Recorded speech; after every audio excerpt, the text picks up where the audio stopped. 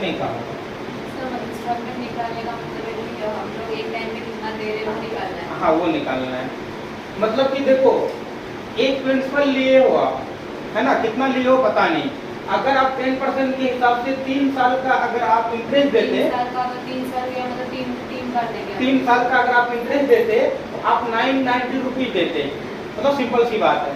Question ये समझे, आप समझो कि अगर आपने कोई पैसा लिए हो आप उससे, है ना, 10% का रेट लग रहा है, 3 साल का टाइम है, अगर आप उन्हें इंस्टॉलमेंट नहीं देते तो आप उनको 990 रुपीज देते। ओके ओके, इतना बात तो क्लियर है। लेकिन आप चाहते हो कि आप 3 साल में उसे इंस्टॉलमेंट में दो, 3 साल में उसे क्या दो, इंस्टॉलमेंट में दो, तो आप हर साल कितने पैसे दोगे? क्वेश्चन समझ में आ रहा है? ये वाली बात ये समझ रहे, ये अमाउंट है, ये प्रिंसिपल से कोई लेना देना नहीं है, ये इंटरेस्ट इसमें इंक्लूडेड है। लेकिन आप इंस्टॉलमेंट जो दोगे ना, उसमें आपको मतलब कि थोड़ा कम दोगे इससे, क्योंकि मैंने शुरू में आपको समझाया, क्योंकि शुरू में जो पैसे आप देते हो शुरू में उसमें इंटरेस्ट नहीं लगेगा ना। आप 10,000 रुपये की मोबाइल लिए, आपने 2,000 रुपये जमा किए डाउन पेमेंट, तो 1 साल का इंटरेस्ट कितने में लगेगा? 8,000 रुपये का लगेगा ना। आप फिर 1 साल के बाद फिर 5,000 रुपये दे रहे हो, फिर वो जो इंटरेस्ट लेगा वो अगले साल का वो कितने का लेगा? 3,000 रुपये का लेगा। ये वाली बात समझ रहे हो, है ना?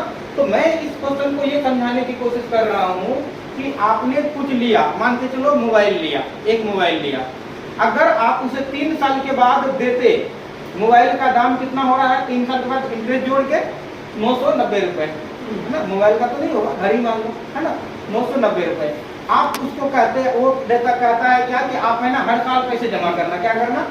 हर साल पैसे जमा करना, और आप कितने करना वो बताना, मतलब कितने रुपए करना करोगे कि ये कर्जा खत्म हो जाए।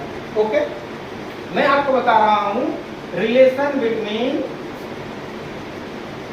इंस्टॉलमेंट और इसके बीच में अमाउंट, कि आखिर क्या रिलेशन है इंस्टॉलमेंट और अमाउंट के बीच में। मैं ऐसे बता रहा हूं कि अगर मैं पहला साल 100 रुपया इंस्टॉलमेंट दिया, दूसरा साल भी 100 रुपया इंस्टॉलमेंट दिया, और तीसरा साल भी 100 रुपये इंस्टॉलमेंट दिया, इसका मतलब मैंने उसे कितना किया? 300 रुपये पे किया, है ना। इसका मतलब ये है कि आपने 300 रुपये पे किया, तो यानी कि तुमने सामान 300 रुपये से, प्रिंसिपल 300 से कम का है, और जो अमाउंट है वो 300 से ज्यादा का है ना, 300 का ज्यादा का है, तब ना आप 300 पे किए तो मान गया, है ना। आप अमाउंट कितना है उसे हम समझने की कोशिश करते हैं। ये जो तीसरा साल आपने 100 रुपये किया, अगर आप इंस्टॉलमेंट नहीं देते फिर भी 100 रुपये देना पड़ता ना। तो आप इसको 100 रुपये को ऐसे करके ये तीसरा साल आप देते ही 100 रुपये, कोई दिक्कत नहीं था। ये जो पैसा आपने दूसरा साल दिया, इसमें 1 साल का आपने इंटरेस्ट दिया क्या? नहीं दिया ना। अरे ये जो 100 रुपये आपने 1 साल पहले दे दिया, इसमें इंटरेस्ट 1 साल का लगा क्या? नहीं लगा ना, क्योंकि आपने तो 1 साल पहले दे दिया। अगर लगता इंटरेस्ट तो कितना इंटरेस्ट लगता? 10% लगता। 10% के हिसाब से कितना इंटरेस्ट लगता? 10% के हिसाब से 10 रुपए लगता, यानी कि 100 रुपए की जगह पे आपको 110 रुपए देना पड़ता, है ना। दूसरा साल आपको देना पड़ता है कितना? 110 रुपए। अब ये जो पैसा है ना, ये जो 100 रुपए आपने पहला साल दिया था, है ना, अगर आप नहीं देते तो ये 100 रुपए की जगह पे ये 2 साल का ब्याज लगता है ना इसमें। 2 साल का अगर इसमें इंटरेस्ट लगता हो कितना लगता? 120 रुपए। आप 120 रुपए देना पड़ता। यानी कि क्या मतलब हुआ, इन तीनों को अगर हमने जोड़ा तो ये 330 रुपए हो गया। कितना हो गया? ये 330 रुपए हो गया।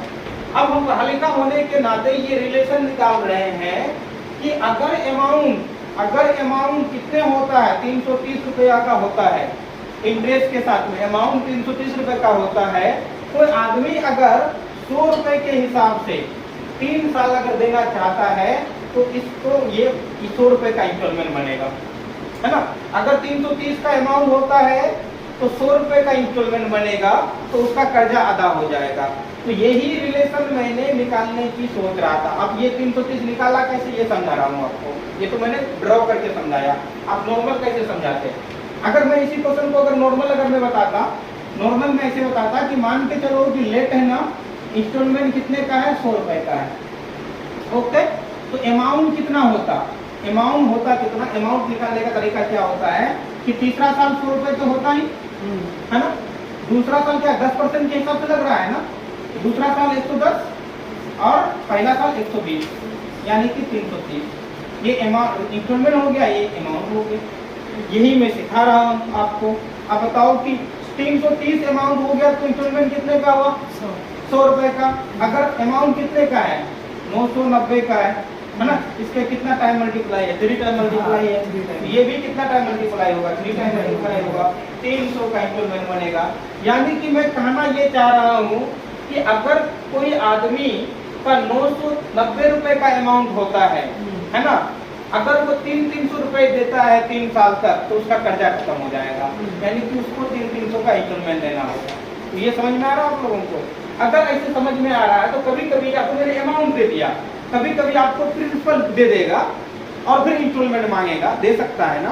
तो पहले अमाउंट निकालेंगे और फिर अमाउंट का और इसके साथ में रिलेशन निकालेंगे। तो दूसरा क्वेश्चन मैंने तो आपको ऐसा ही समझाया ना, दूसरा क्वेश्चन भी मैंने समझाया कि P बराबर कितना है 1000, R बराबर कितना है 10% और टाइम कितना है 4 ईयर। तो यानी कि कितने 4 ईयर का मतलब 4 इंस्टॉलमेंट देना पड़ेगा। तो अब देखो पहले तो हमें अमाउंट निकालना पड़ेगा ना जी, है ना। अमाउंट निकालने का तरीका जानते हो, कितना इंटरेस्ट हो गया 40%, है ना। 40% का मतलब कितना होता है 2/5, है ना। 2/5 अगर मैं इसको जोड़ूं तो क्या हो जाएगा 7/5, है ना। इंटरेस्ट जुड़ता है ना। तो मैं A1000 का 7/5 निकालूं तो कितना हो जाएगा 1400, है ना। हमारे पास अमाउंट कितना है 1400।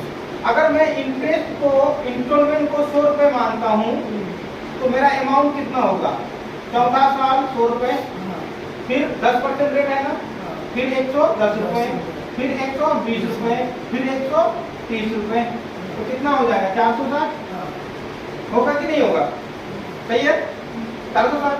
तो आप मुझे बताओ इंस्टॉलमेंट और इसका अमाउंट का रिलेशन, ये जब 460 का होगा तो ये 100 का होगा, ये जब कितने का है 1400 का है तो ये कितने का होगा, निकलेगा नहीं निकलेगा ना, आसान है ना।